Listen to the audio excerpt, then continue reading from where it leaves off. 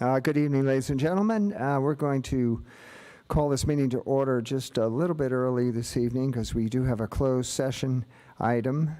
And first of all, let me start with the roll call, if I may. Councilmember Engler?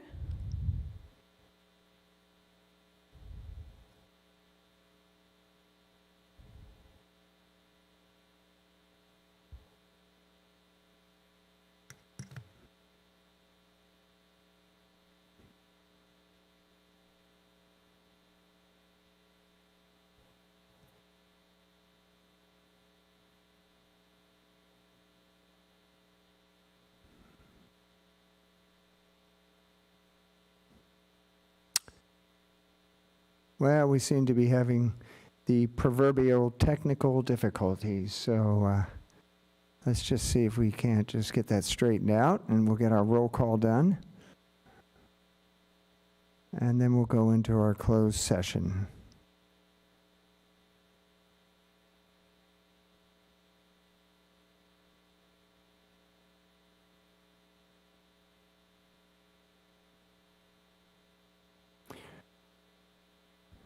Why don't we take a break until we're ready? Can we do that, please?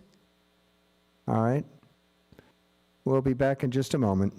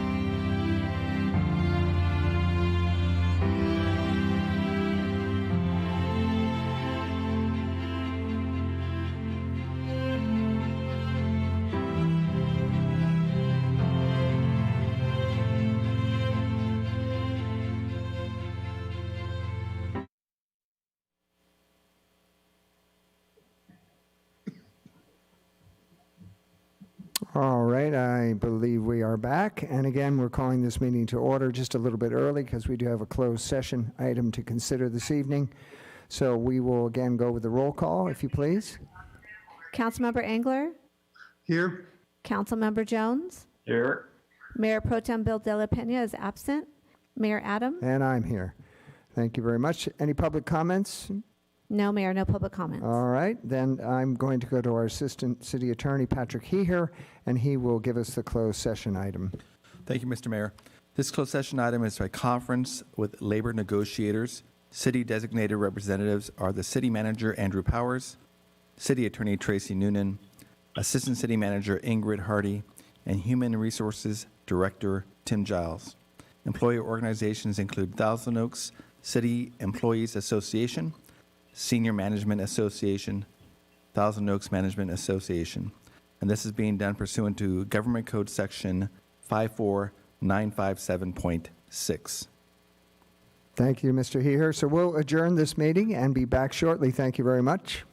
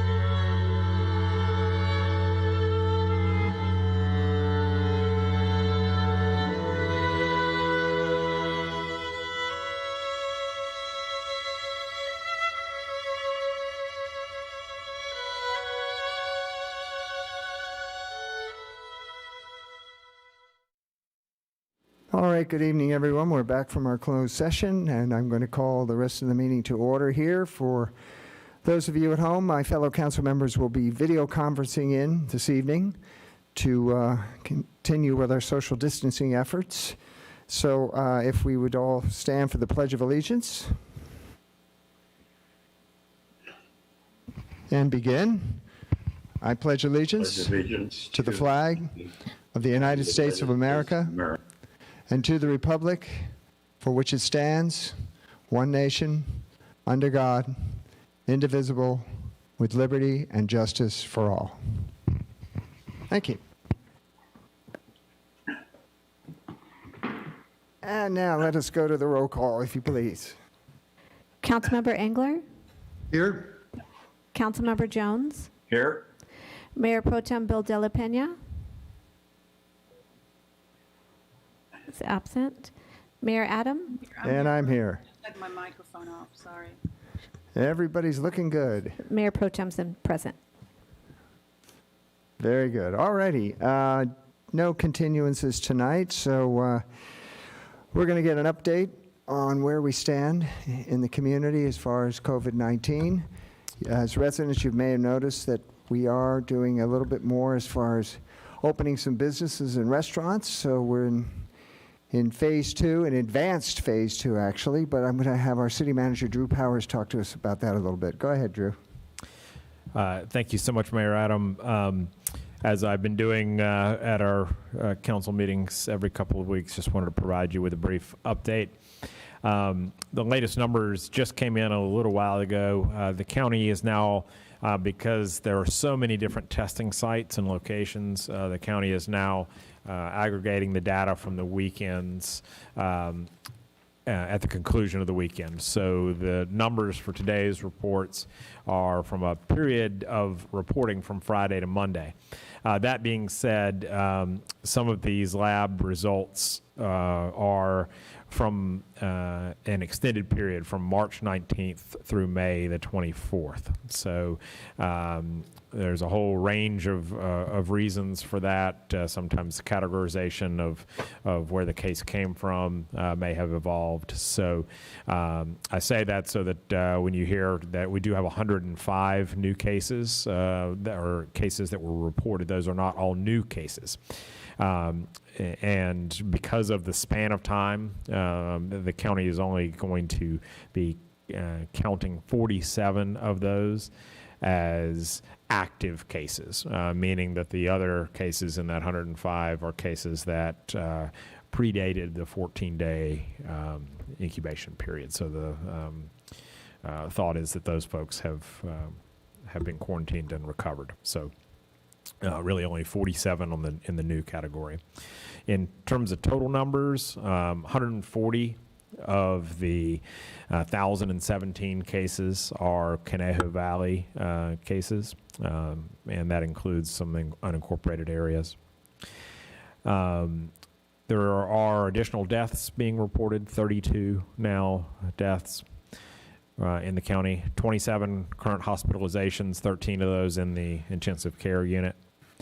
And testing numbers, these are the big component that has increased in recent weeks, and this has been part of the ability for us to move quicker into advanced stages. Just almost 22,500 people have been tested at this point, and there are a number of testing facilities available. The criteria for getting tested continues to ease, and we are operating one of those facilities at the Newbury Park Branch Library. Anyone that's interested in testing information, vcemergency.com. There is a link right on there that says testing site information, and it has a listing of all the various places from walk-in to drive-up to urgent care locations. As Mayor Adam mentioned, there is continued efforts to ease various restrictions of the stay-home order, most recently in-store retail and in-restaurant dining. We'll be hearing more about some of the restaurant items a little bit later in the meeting this evening, but the Ventura County, the largest county in Southern California that's got that ability to move forward quicker based on how our numbers are tracking. And it's going to be important that we continue to have the ability to manage and understand those numbers with testing facilities as we move forward and continue with additional restrictions being eased. Today, Governor Newsom announced barbershops and salons are going to be the next piece that is going to be eligible for Ventura County to advance forward. That will be at the discretion of the public health director. He's just working through the details on that right now. When this guidance comes from the state, it comes with a whole slew of restrictions and modifications to business that are attached to that, and the implementation of those is really critical. So we anticipate more formal announcement on that probably early in the business day tomorrow. And we will continue our efforts at supporting our local business community in this difficult, uncharted waters of reopening. Want to just close by indicating that with these easing of restrictions, I think everyone is feeling some weight lifted from their shoulders, but it's important to recognize that we still have active virus circulating in our community. And it's important that we take reasonable, thoughtful precautions as we move about and not put all the hard work that we put into place to waste as we move into the weeks ahead. And I think we can all do that responsibly and following the guidance from health officials. We continue to work and monitor situations where we experience crowding and overcrowding, and we have had continual focus on the Wildwood area, the Paradise Falls area of Wildwood in particular, and so we've had quite a volume of visitors coming up to hike that trail and into that particular amenity. So that's going to be an area that we focus on some additional guidance on this week. So with that, I'd be happy to answer any questions from council. Thank you, Mr. Powers. Any questions for Mr. Powers? Yes. Councilmember De La Pena. I have a question real quick about the library. I also saw that libraries are allowed to operate, and I was wondering if when our library system would be available again. So libraries are going to be allowed with very firm restrictions attached to them. A lot of it is going to be curbside pickup and drop off. We are actually working on that right now. I think we actually started today. I was looking over at Assistant City Manager Ingrid Hardy. I believe we actually started today on curbside pickup and drop off. So we've been planning for that for several weeks in anticipation of that coming forward, and we'll see continued evolution in that. The one big challenge is opening libraries to gatherings and opening libraries to places where we'll have to disinfect materials. It presents a lot of difficulties to it. So that's an area that we're going to be continuing to work on, but happy to have some services coming forth. Throughout this period, we have had the library team working on virtual story times, providing a lot of online resources. I was able to do one of the virtual story times myself. I know Ingrid was able to do one as well. It was a lot of fun. Well, the reason I was asking, I have a book to return to the library, which I had borrowed for those first 5 reading marathons. So I'm glad to hear that I can drop it off now. So thank you. And then I guess we will also hear later on tomorrow, perhaps from Public Health Director Dr. Levin about in-store retail being allowed to open, yes? Yeah, so in-store retail is allowed right now, the caveat being external facing. So internal malls are currently still an open question. So we're anticipating more guidance on that. Great, thank you. Quick question from Councilman Engler. Go ahead, Bob. Thanks. City Manager, do you have a good feel for how many businesses are now open, both retail and any restaurants that are poised to open soon? Do we have a number now, or give me a feel for how many businesses have been able to take advantage of this?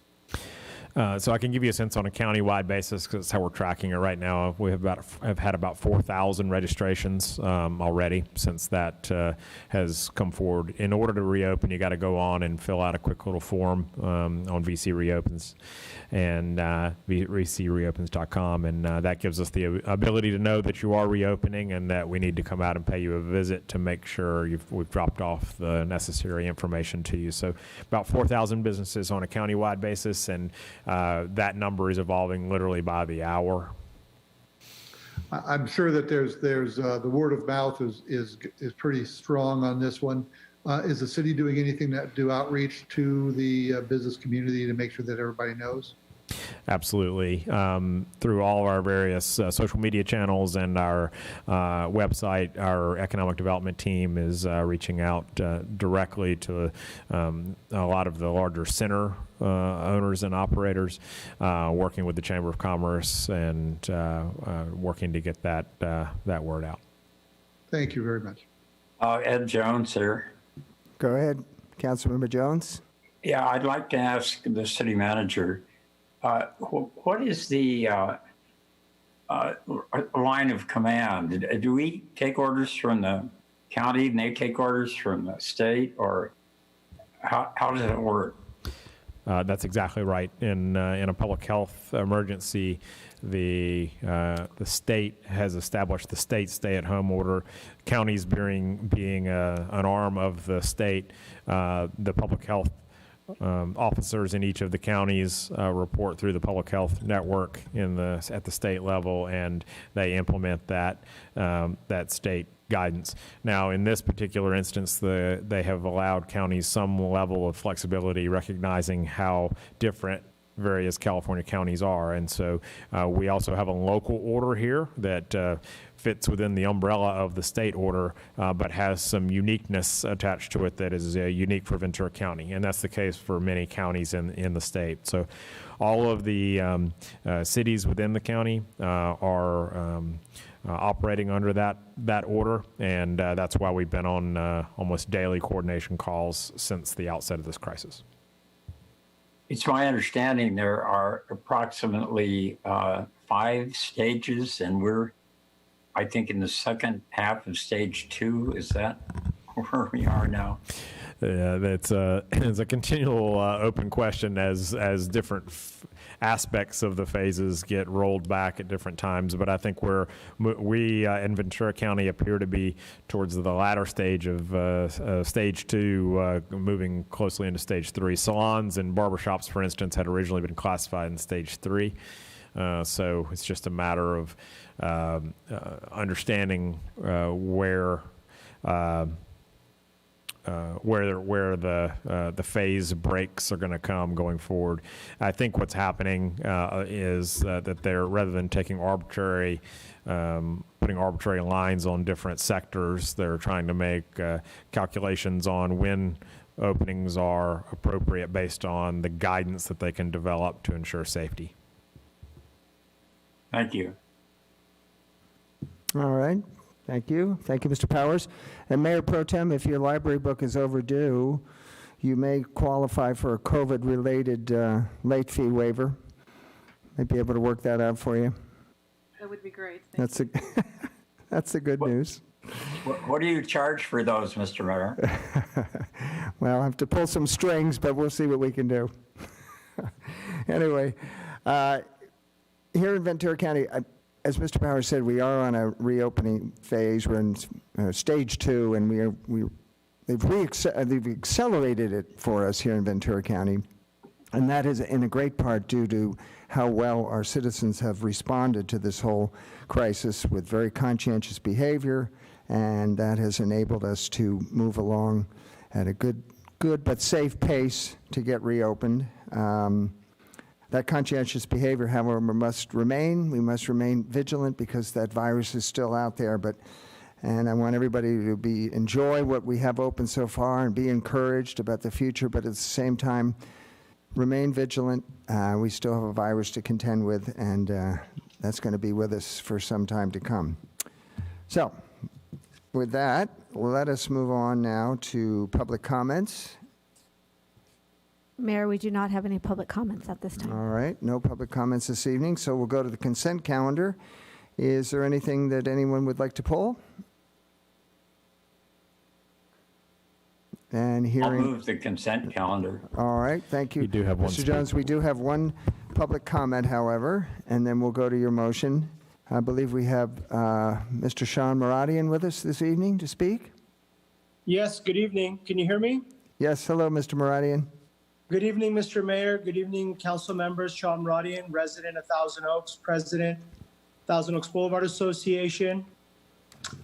Hope everybody is well. I wanted to speak for a moment this evening on the consent item for the Boulevard pedestrian crossing. I want to just take an opportunity to thank the City Council for their partnership with us to implement these 3 mid-block crossings. The first 2 look fantastic and are very well received.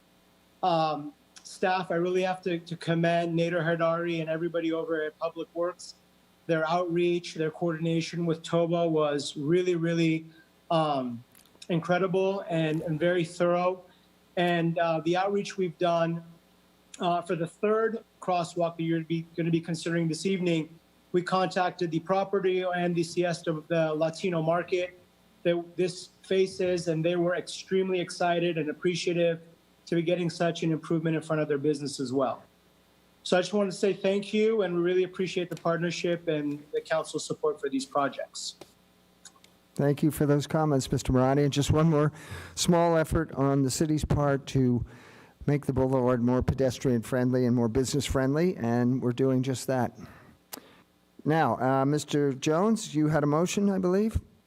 Yes, I was going to move it. I'd also like to thank Mr. Moradian for the Boulevard's contribution to this. Very kind of them. Very nice. All right, we have a motion on the floor. Let us go to our voice vote. Councilmember Engler, Yes? Councilmember Jones, Aye. Mayor Pro Tem Bill De La Pena, Yes. Mayor Adam. And that's a yes from me as well. And that motion carries 4-0, Mayor. Thank you. All right, we're going to go to a committee report now about the Social Services Endowment Fund. And we have our chair with us this evening of the Community Funding Review Board, Ann LaFienza. Are you with us, Ann? Yes, I am with you. Good, good. Go right ahead. Thank you for being here. Okay. Of course. Good evening, Mayor Adam and council members. I am joining you tonight representing the Community Funding Review Committee, or CFRC, to present the recommendations for the fiscal year 2020-2021 Social Service Endowment Fund Awards. Now, I can't see now I can see the PowerPoint. Okay, that's great. The Social Services Endowment Fund, SSEF, provides operational support grants to local nonprofit agencies offering essential public and social services to income-eligible low-income persons. During the city's budget process, City Council renewed its support of the SSEF program by appropriating $1,000 annually to be used to support organizations providing services that benefit low-income and homeless individuals, specifically in Thousand Oaks. City Council has awarded approximately 20 SSEF grants annually to social service organizations over the past 20 years. The SSEF grant applications were accepted from December 17, 2019 through January 31, 2020 for fiscal year 2020-21. 25 interested applicants attended a grant workshop that was held on December 11th of 2019. Public outreach for the grant programs took place in December 2019 and January 2020 and included information on the city website, postings on social media channels such as Facebook and Twitter, and informational emails to previous SSEF grant applicants. For the first time, SSEF applications were submitted through an online form. 25 SSEF applications were received with a total request amount of $216,030. No applications were rejected for non-compliance with program requirements during staff's initial review. CFRC reviewed applications and scored them based on several criteria, including the organization's mission and background, program goals and objectives, and how low-income Thousand Oaks residents will benefit from the program. Additionally, past grant experience weighed heavily in the scoring rubric. In May last year, the displayed funding formula was established and has been used to recommend award amounts to City Council. Based on the original allocation method and CFRC scores, only 11 of the 25 applicants would have received funding for SSEF.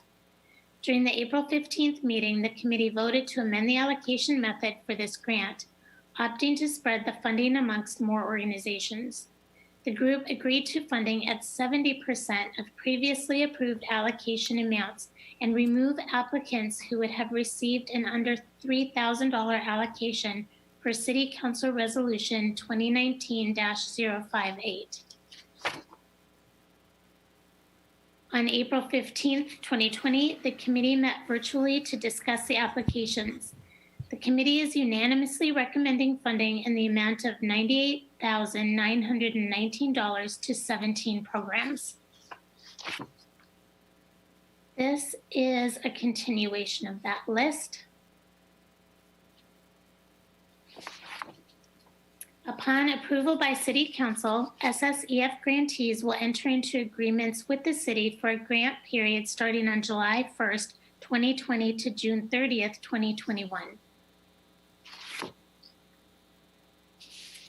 So that concludes my report, and I want to thank you so much for your time this evening. And I also would like to thank all of you, council and staff, for your continued service during this uncharted and very challenging time. And I believe staff is now ready for any questions. Thank you, Ann. And we do have Lynn Oshida here as well from our staff. If there's any questions, council members?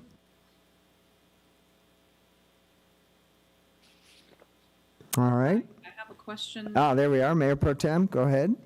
Yes, thank you. The applications were all received before all of this happened. And I'm wondering whether needs have changed and whether that has any impact on our decision today.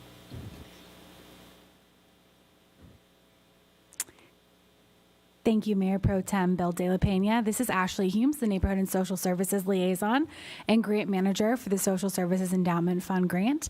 The committee did virtually meet on April 15th, which you are correct, is during the pandemic, the time period of the pandemic. And the committee did also consider what's going on with the pandemic when making these recommendations, as far as spreading them across more organizations than the original 11 would have received.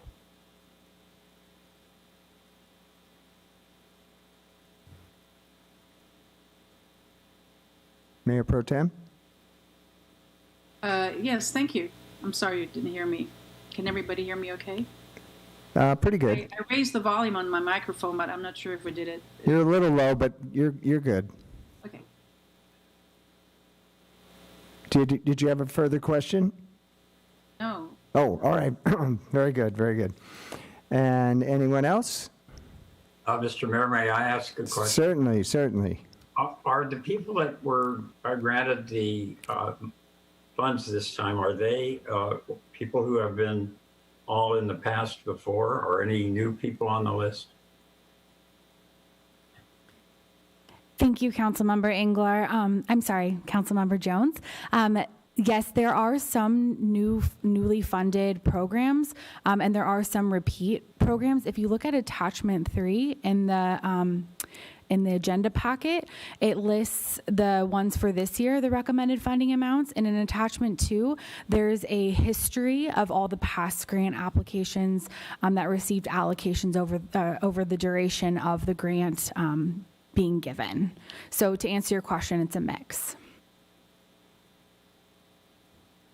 Yeah, I have that on the screen behind me. And My problem is that the meeting is on one side of the room and the computer is on the other. But thank you for that answer. All right, very good. And if there are no further questions, I did just have one comment. I want to thank Ann LaFaenza for chairing this committee. This is not an easy job. There's limited funds and a lot of people that need them. And I want to commend the committee on their flexibility by amending the criteria this year to basically grant more organizations money. In the old criteria, it would have been 11 organizations. In the new criteria, we were able to help 17 organizations. So I think that was very wise on your part, considering the circumstances we're in, and I appreciate that very much. So if there's no further questions, let me ask then for a motion. I move to approve staff recommendation. All right, Mayor Pro Tem moves to approve the recommendation. May I have a vote, please? Councilmember Engler, Yes? Councilmember Jones, Aye. Mayor Pro Tem Bill De La Pena, Yes. Mayor Adam. Yes. All right, thank you very much. That for your- motion carries 4-0. Thank you for your work on that. Important work. All right, Thank you all. very good. Let us move on now to a council recommendation and an issue that that is actually very important, and we're going to find out why in just a minute. Our Assistant City Manager is going to kick this off, Ingrid Hardy, and it has to do with small business relief. Yes. Ingrid, Good if you would, evening. please. Good evening, Mayor and members of the City Council. I'm very excited to present this item to you tonight as it's a feel-good moment for our organization. As you know, small businesses are the fabric and lifeblood of our local economy. They actually comprise about 85% of total businesses in Thousand Oaks. Tonight's agenda reflects various efforts to support our small business community, including financial relief and flexibility for restaurants to operate. The recommendations include temporary code modifications for outdoor dining, extension of commercial and residential moratorium on evictions through June 30th, if that is extended by the state, and a $20,000 contribution to the Chamber of Commerce Small Business Relief Fund. Also, in the staff report, you'll notice at the end that there is a small discussion on utilizing CDBG Community Development Block Grant dollars through the CARES Act to also support the small business community. Staff is working on developing a program proposal, and this will come to the council at your June 23rd meeting. That concludes my introductory comments. We have staff available. Steve Kearns from Community Development, Hader Alawami, our Economic Development Manager, is also on the line, as well as Jeff Ware, our Code and Building Manager. And that concludes my remarks. Thank you. All right. Thank you, Ms. Hardy. This is a recommendation actually from the Economic Development Committee that Claudia and I sit on. So, Claudia, would you like to add on to what Ingrid had to say? Actually, I don't really have much to add other than I think it's wonderful that the Chamber is engaging in providing grants to small businesses. And I understand that you don't have to be a member of the Chamber in order to receive a grant. Is that correct? That is correct. Okay. And so I see that Danielle Borgia, the executive director for the Chamber, is here as well.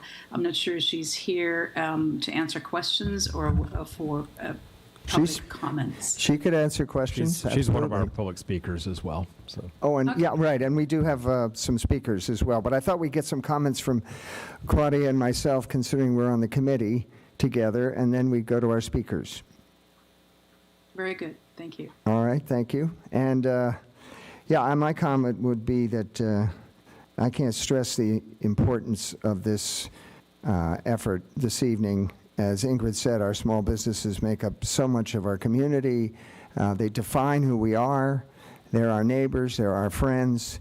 These are folks that have put their lifebloods into these businesses, and believe me, I've heard them on a couple of Zoom calls about how much they devoted to making these businesses work, and I'm just so happy that we're able to help in some small way.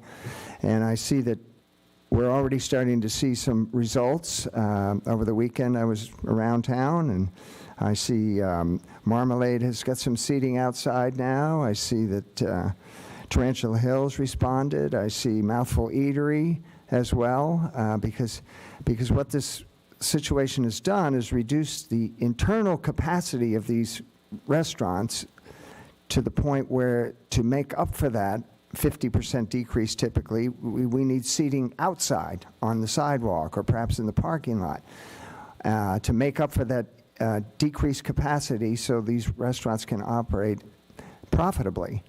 And it's actually kind of fun in a way because everybody likes al fresco dining, I believe.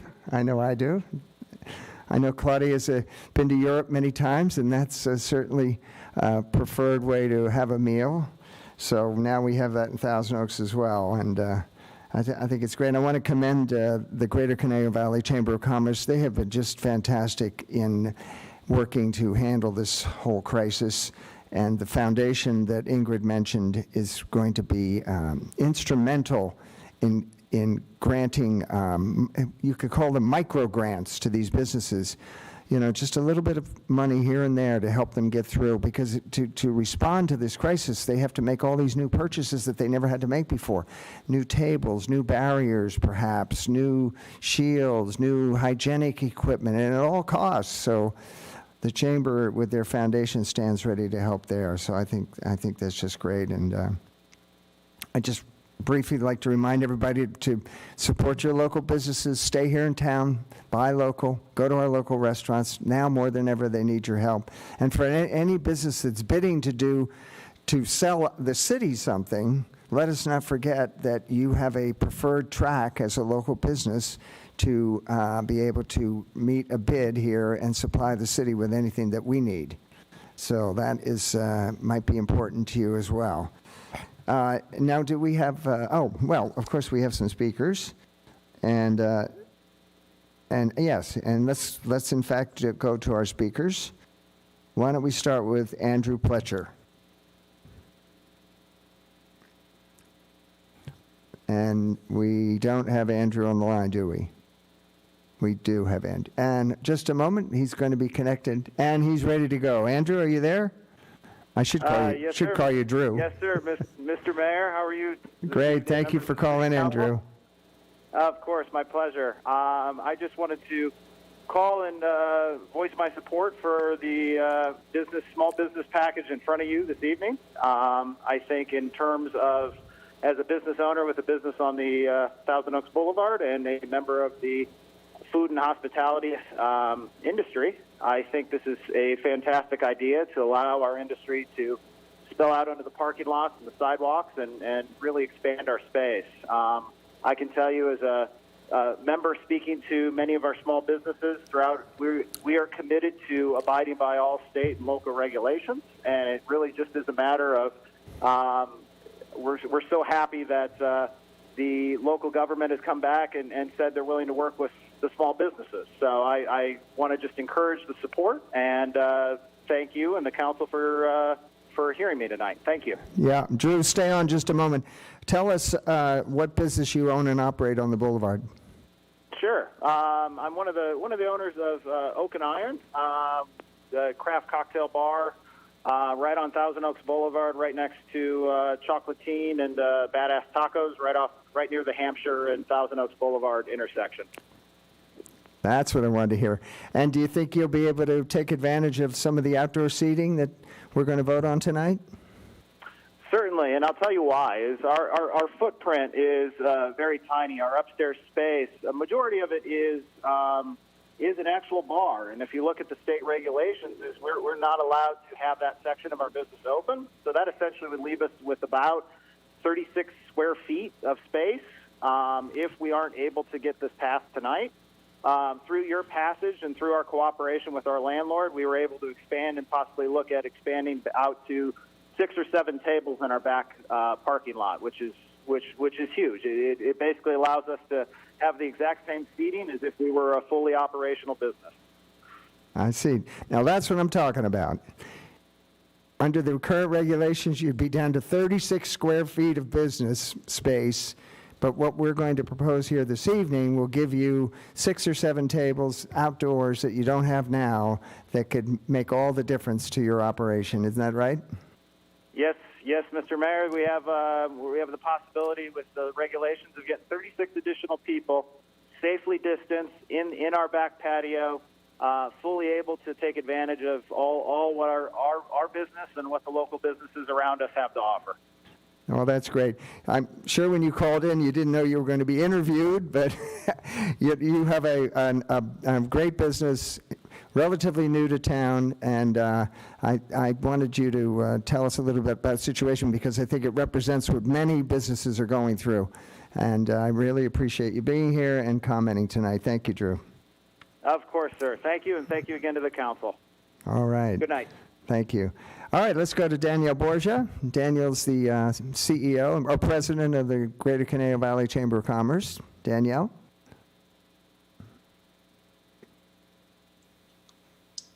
Good evening, Mayor, Adam, and Council. First, I want to thank the City of Thousand Oaks and the Council as a whole for their engagement on these small business issues. It's really important, and I appreciate the package before us tonight.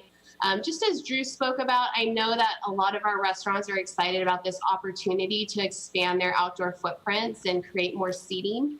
This al fresco dining, I think our residents are really going to enjoy it as well, honestly. We're finding that a lot of people are just more comfortable outdoors at this point. And so this will really allow the businesses to expand their footprint and create a unique guest experience at the same time. And then in regards to the Small Business Relief Fund, I just wanted to kind of frame it for the council a little bit. So this fund is being run through our Chamber Foundation, and any funds that the City of Thousand Oaks donates would go specifically to Thousand Oaks businesses. I just want to be clear about that. The micro grants are up to $2,500. Businesses need to be under 25 employees, and they need to have been in operation for 1 year to be eligible to apply for the grant. And we've received grant applications from a variety of different industries, from preschools, interior design firms, restaurants, salons. So we're talking about requests really across the board as far as industry. And this could be as simple as paying for PPE. It could be to help with their rent, to help with payroll, whatever kind of, they have to specifically note in the grant application what they want to utilize those funds for, up to $2,500. So we're really just thankful that the city has put this on the agenda tonight to consider, and I'm happy to answer any questions in regards to, the process or, the foundation board is the one who decides typically who the grants will eventually go to after all the applications have been submitted. All right. Thank you, Danielle. Thank you for those clarifications. Mayor, I had a quick question, Councilman Engler. Certainly, go ahead. Yes, Danielle, thank you for what you're doing to help out the community and your continued work. I have one quick question. What is the turnaround time on your granting process? In other words, when people make an application for a grant, what is your turnaround? We're looking at doing our first round mid-June. So the second week is June is what we're targeting for our first distribution. Thank you. All right. Thank you very much. Well, Mr. Mayor. Mayor Pro Tem, is that you? That's me. There you go. Go right ahead. Hi, Danielle. Thank you so much for putting this together. I do have a couple of questions, one of which was already answered. You said that the money that is coming from Thousand Oaks will go strictly to Thousand Oaks businesses, correct? Correct. Yes. And but just to confirm, the applicant does not have to be a member of the chamber in order to be eligible? They do not. Okay. And you will look at various industries that are being impacted. You said business will have to have been in existence for a year, but you're looking not only at restaurants and bars, which have been some of them able to operate during this pandemic, but other businesses like a hair salon or so, have not been able to do that. So are you looking at that sort of criteria as to who shows the greatest financial need? I think we have to, look at all the industries. Honestly, we haven't created a prioritized list necessarily, but I think it's important to, be open and see what applications do come in. As I said, we've received applications from preschools, salons, interior design firms, a lot of different types of businesses. And, preschools, especially the childcare issue is something we're looking at really closely as a Chamber of Commerce, because as we try to reopen our economy, what does, the childcare look like for parents that are trying to get back to their jobs? So we feel like that's an area that could be really helpful with these grants as well. That's very good. I'm glad to hear that. Thank you. All right. Very good. I think you brought up a good point, Danielle. A lot of this reopening has to do with public confidence, and I think at the stage we're in right now, people feel fairly confident, but as you say, they might feel a little more comfortable sitting outside at this point, and that will be offered to them hopefully later this evening when we vote. All right. Yeah, go ahead. So, sorry. One more thing, and I think it's important just as, for the public to understand that, these are all options for how to support, your small businesses. And if you're not comfortable quite yet venturing out to a restaurant, we completely respect that. And there are so many ways that you can support small businesses from the comforts of your home. So as we kind of go through this reopening process, it's going to be different for everyone. And there's still ways for you to help support these small businesses along the way, whatever your comfort level lies. And I know there was mention at the beginning of the meeting as far as, how quickly everything is getting reopened, and some of the businesses will need a little bit more time to, get their employees back, say a restaurant, get all of their seating really 100%, so that makes sure that when they open, they have a really strong plan and are able to adhere to all the guidelines. So trust me that they were working really tirelessly behind the scenes right now to get everything ready to welcome back their customers. They're just, some of them are just want to make sure they have every little dotted I and T before they create that experience for their customers. Thank you, but Dan. It's happening. What was that? Mayor, I have one more question. Mayor Pro Tem, go ahead. Thank you. And the question is, how are you or the chamber reaching out to business owners, small business owners, to let them know that these grants are available to them?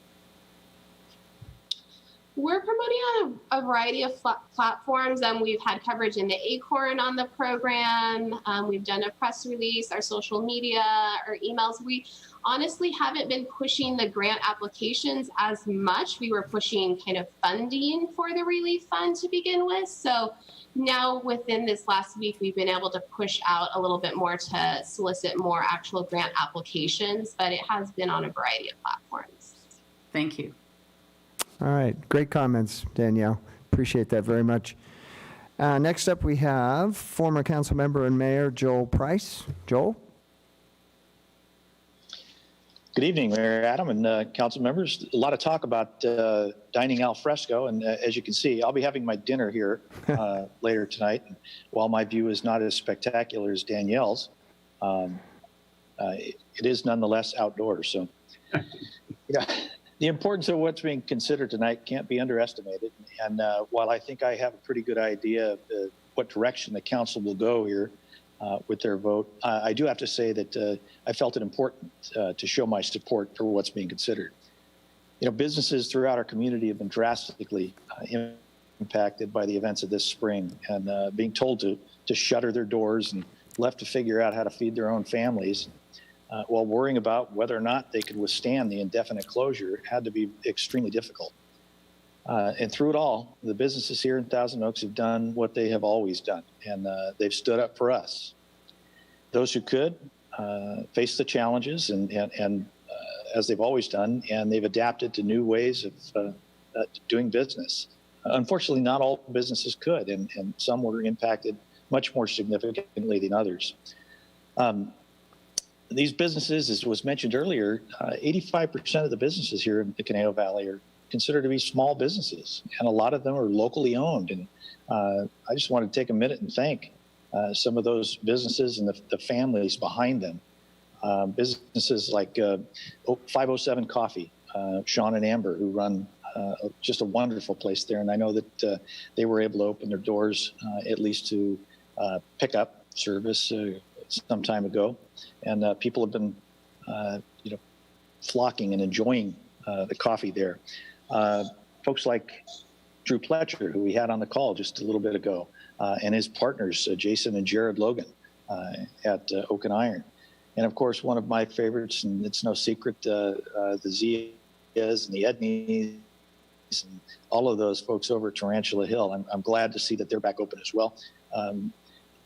I had this conversation with some folks at the Pizza Cookery while I was there doing some takeout a couple of weeks ago, that perhaps this might happen. It's a great idea. And what our community has endured over the past 16 months has really put us to the test. And by your action here tonight, you're showing that we as a city care about our businesses and the families that run them. So allowing the expansion into parking lots and onto sidewalks will allow us to begin the process of restoring our economic health, which is important. It's vitally important.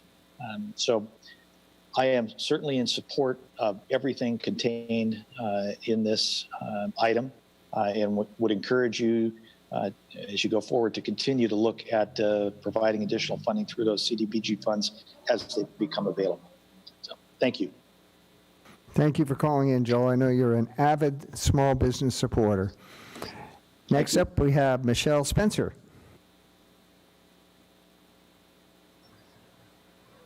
And we'd be just a moment. And we're on. Michele?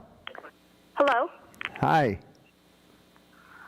Okay, my concern with the pandemic and the closing of our businesses and the never-ending stay-at-home order, I'm just curious as to when the legal definition of an epidemic or a pandemic, which we are not under anymore because we've flattened the curve. We have plenty of hospital beds. We have 176 ventilators available and 27 people in the hospital in our county. So my concern is, now that we have flattened the curve and we are done with the epidemic, what legal standing are we under a state of emergency? Well, we'll answer that in just a moment. Okay. Do you have any other comments you'd like to make? Well, how long is this going to last under these conditions? Because according to state law, they were only supposed to last the state of emergency for 60 days. Then the governor went back and said, oh, no, I'm going to use this clause under a state of war, which we're not fighting an enemy like people. So I don't know how we could be at a state of war.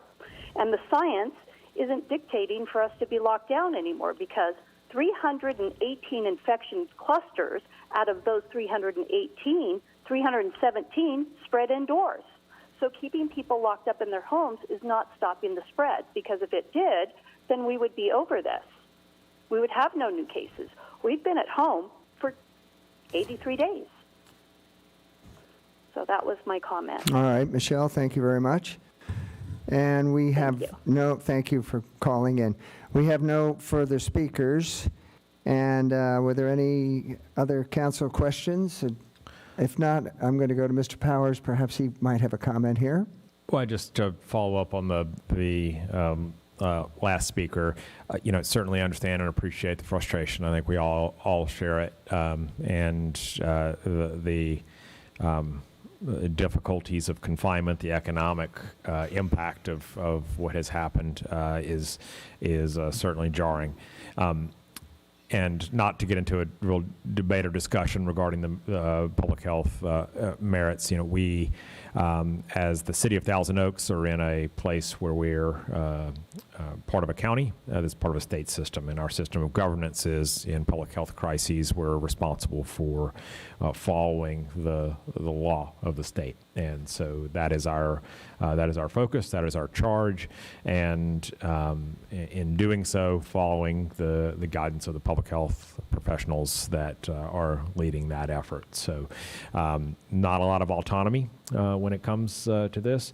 That being said, we have been on the front lines in collaboration with our county partners. We were the largest county in Southern California to get the green light to reopen quicker. We have been advocating for that for weeks, preparing our businesses to be ready for that, and we continue to do that and continue to push and advocate for our local economy. So we're not just standing by.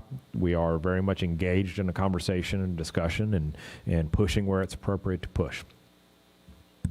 Thank you, Mr. Powers. Yeah, and I do appreciate the speaker's frustration. However, this is a public health crisis, and therefore the county is our public health agency and determines the guidelines.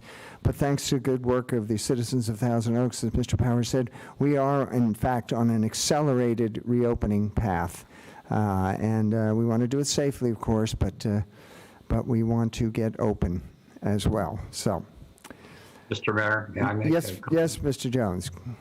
Yeah, I would like to say I understand the woman's frustration, but I'd like to say I'm really proud of our state, our county, and our city. When I observe some of the other parts of the country that seem to be having a lot of trouble, it's an uneven pattern that we're having of opening.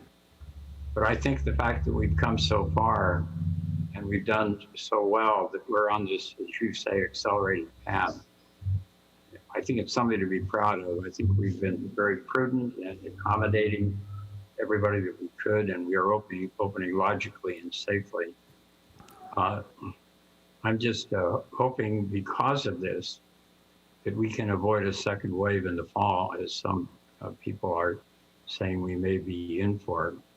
I hope and believe that we're doing this so well that we may not suffer that.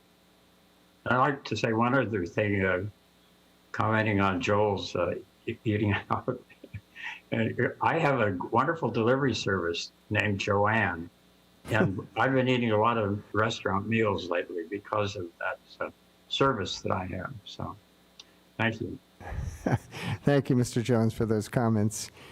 And we're going to wrap. This is Bob Engler. Mr. Engler, go ahead, please. Just a question for staff, if I may. Of course, this is great news to have this reopening of certain businesses and everything. I'm sure there'll be more coming down the line. Is there a way? This is wonderful that we can talk about this at council, but it does delay it a little bit. Is there a way to have the staff grant some of these other businesses as the county opens them up rather than come back to council? Happy to answer that. Great question, Councilmember Engler. Executive order. The fact is we actually do have the ability to do that and via executive order.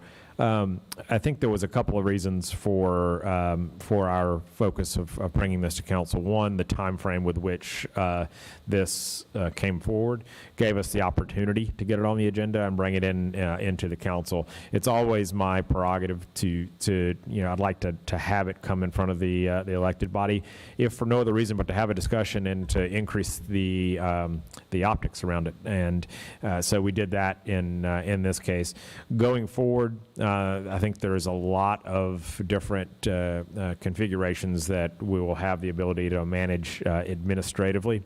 And that includes potential support that will be needed for salons and gyms and other retailers throughout the months ahead. So we also know we're going to have to adapt. The guidelines and regulations are going to evolve, and so we're going to need to be in a place to adapt to those. So we do have that flexibility. We just felt, given the timing around this one, that it was a good opportunity to bring it before the council, especially because we knew we were bringing a suite of other items, including the small business support contribution request. Thank you, Mr. Powers. Thank you. All right, and I would just say that before we vote, Washington, D.C. is a long way from here, and so is Sacramento. But here in Thousand Oaks, we know best about what our local businesses need and what makes me most happy about what we're voting on tonight is that this is locals helping locals. This is our community helping people in our community. We're shaping our own destiny. We're coming up with new solutions for difficult problems that we never thought we'd have. It's creative, and I'm very happy that we have this in front of us tonight. So, with that, if any further... I will move approval of staff recommendations if there are no further questions. All right, very good. We have a motion from Mayor Pro Tem Bill de la Pena, and I'll call for the vote, please. Councilmember Engler, Enthusiastic aye. Councilmember Jones, Yes. Mayor Pro Tem Bill de la Pena, Yes. and Mayor Adam. And that's a yes from me as well. And that motion carries 4-0. All right, very good. Some important work there. And that's going to do it for our agenda tonight. I'm going to go to our city manager to see if he has any follow-up items. Just an update that our next regularly scheduled council meeting is slated for June the 9th. Hard to believe we're already in June. The agenda is still taking shape for that meeting, but we're looking at one potential public hearing, a TEFRA hearing, appointments to the Youth Commission, and a series of department reports ranging from calling the general municipal election for this November to some municipal code amendments on shifting to objective standards in our community development department, and insurance renewal authority. That's all. All right, thank you, Mr. Powers. All right, with that, just remember, folks, support your local businesses, buy local, help your community, and we have a great one. And with that, I'm going to adjourn the meeting to June 9th.